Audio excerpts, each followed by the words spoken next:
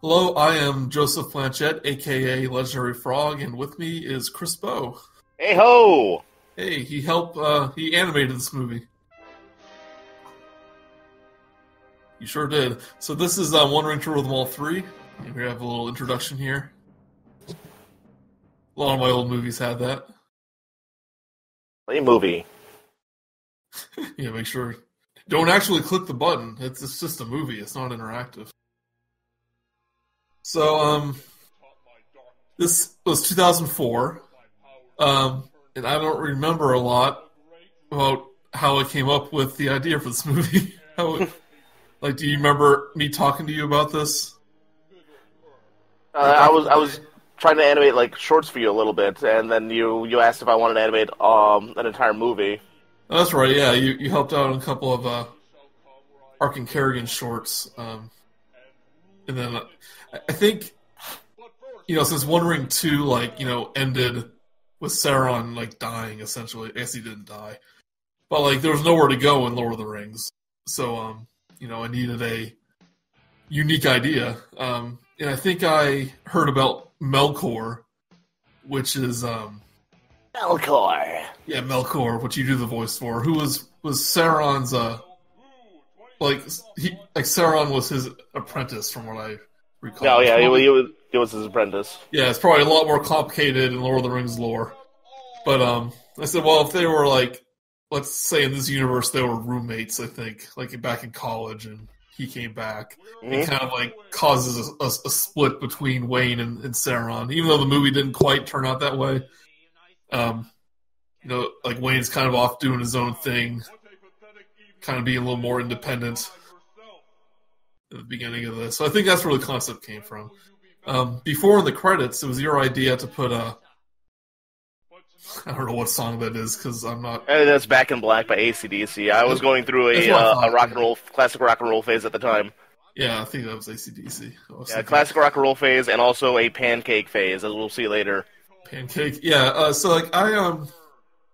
kind of let you roll with some of your crazy ideas, like having a AC/DC song in the intro. Because I kind of wanted this to be kind of your movie too. And yeah, there's a Smash Mouth right here. There's Smash Mouth? I my music choices were so dated. Oh, and there's the Aquarius picture in the background. That cartoon never launched off. Yeah. I always like putting fake posters and books in the background. This gag right random shower salad. Shower salad. This gag was one of Mark's favorites. He's a animator at Toonworks, a friend of ours. He always liked this gag about him just listing off different snacks. Mm-hmm. How do you think Wayne and the red hair elf chick met? How do you think they got on a date? How do you think they met? Yeah, I'm guessing some sort of convention, maybe. Convention, they probably met at some sort of scary movie or some sort of nerdy convention, and genres collide at those events. Well, she is even in this early version, she is a pop star. Yeah. Maybe they had a tour and she brought him up on stage. I'm sorry? Maybe she brought him to one of her concerts and she brought him up on stage, like when people invite audience members onto the stage. Yeah. Maybe they had a tour in Mordor. Mordor tour. Now in One Ring 4, I want to put a flashback on how they met. I don't know if there's any room for that. The script's already written. Mm-hmm. So here's Melkor. I have no idea what Melkor was like in Lord of the Rings, but here I have kind of a bad influence on Sauron.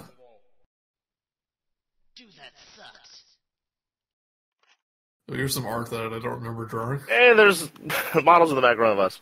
Yeah. Well, not of me, of you and the voice of the red-haired elf chick here, who was named Glory in the new movie. Please keep our theater clean by disposing of trash in cans near the exits.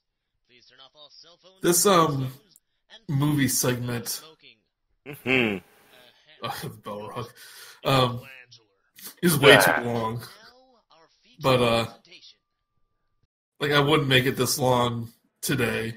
But you know, it's kind of a nice little parody of the introduction of Lord of the Rings and credit sequences and all that stuff. And I had a lot of fun putting it together. Like the character models in this bit took longer than it needed, but like the intro title sequence like this, like it was. Well, that's right, yeah, because you drew the yeah.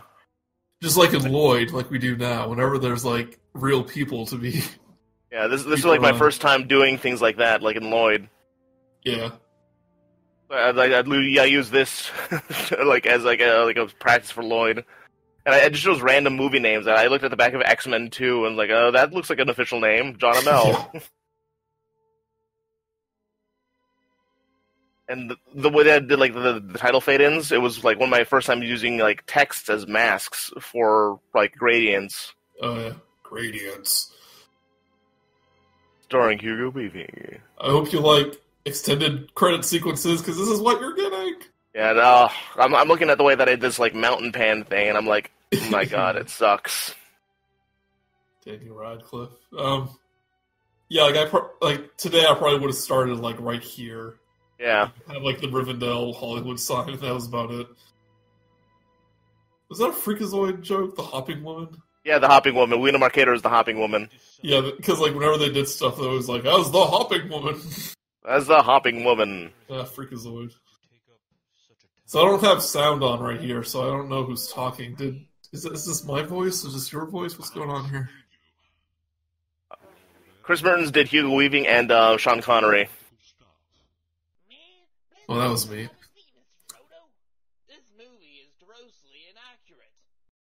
Oh, fourth wall breaking right there. Yeah, like at some point I decided just to make a One Ring universe, like just its own thing. The audio difference, I don't know. We're professionals, folks. Yeah, we're professionals now.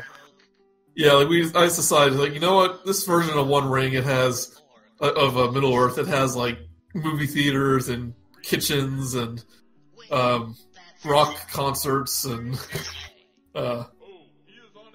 all this different stuff. Oh, here's a gay joke. I keep hearing the microphone popping. Yeah, it's okay. Everyone's microphone popped back then. That was the style back then.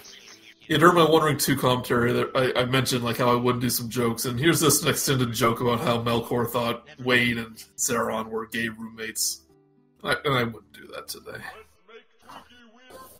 That spice rack in the back took me so long to make for some reason. Yeah, maybe in HD you can still like read the. Yep.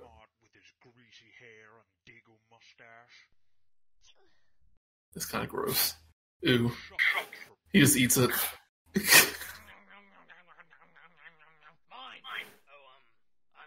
So do you think Laurie's having a good time? I don't know if she is. But at the end of the movie, she seems to have a good time. But like during the movie, it's like just Wayne's kind of a jerk.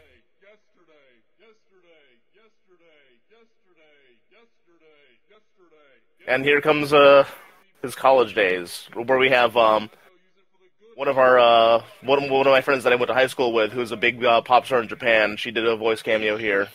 Does she like still do music and stuff? Oh yeah, she's still pretty big in Japan, but she has the one line here. Yeah. Another little thing I let you add. I gave you the privilege of adding. Yeah. Be grateful.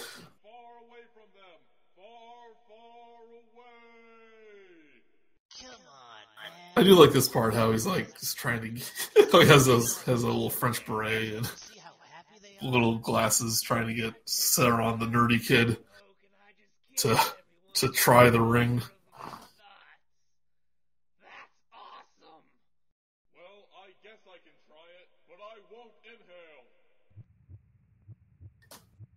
First time using the ring. Yeah.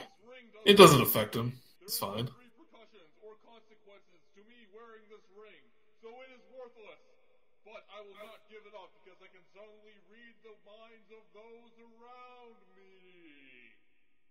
Yeah, there's your friend. There's Crystal. Really bad mic quality too. It always bugged me. Yeah, it was a bad recording. I asked her to do the recording in class. Like, I had my laptop with me, and she recorded Oh yeah, it. that laser beam.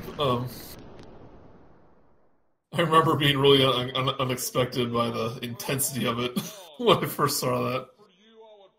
Well, was he doing the Arthur angry fist meme? Yeah, he was doing that before the Arthur Angry Fist. Yeah, wow. We invented that whole thing. Arthur stole it from us.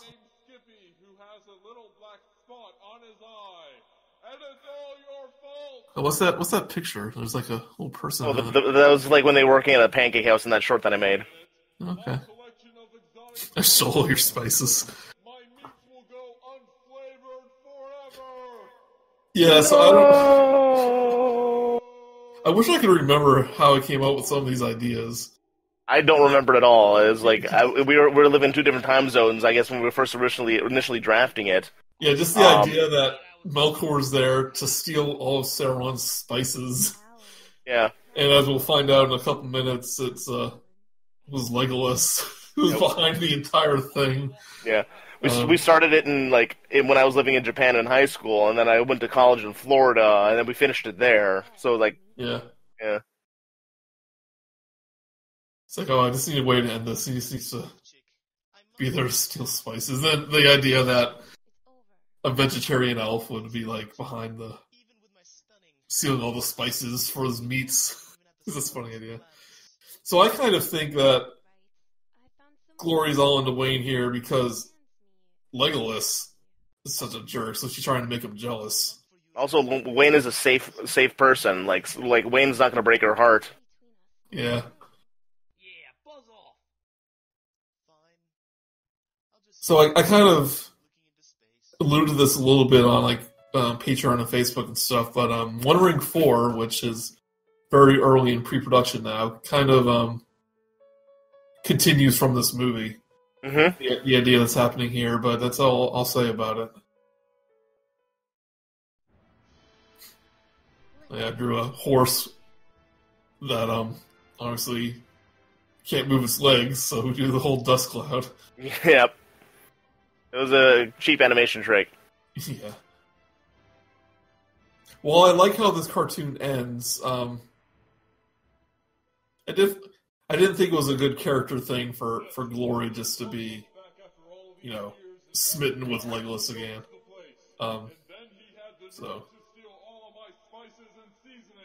This isn't much of a spoiler, but in my voice auditions, there's a news announcement that Wayne is listening to, and it talks about how they split up. Mm. So I wanted to kind of redeem her decision a little bit there. I was going to give all away the plot elements of Wondering 4 here. I was looking at some the animation things that he did, and I'm like, oh yeah, that was the first time I ever did that kind of animation style. Like draping the cloth over. I used a lot of shape tweens for that bit to make it look all fluid. I'm like, yeah, that was my first time doing that. Oh, that's right. It was actually Sauron who hired Legolas to send.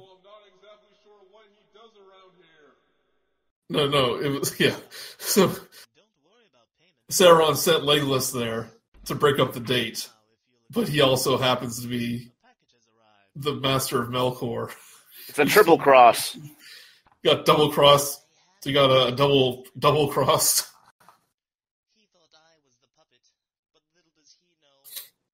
I don't know. It's such a silly little plot thing, but I just kind of love the absurdity of it all. All just to season meat. Yep. Hey, Sal. Yeah. Another gay joke that I wouldn't make today, but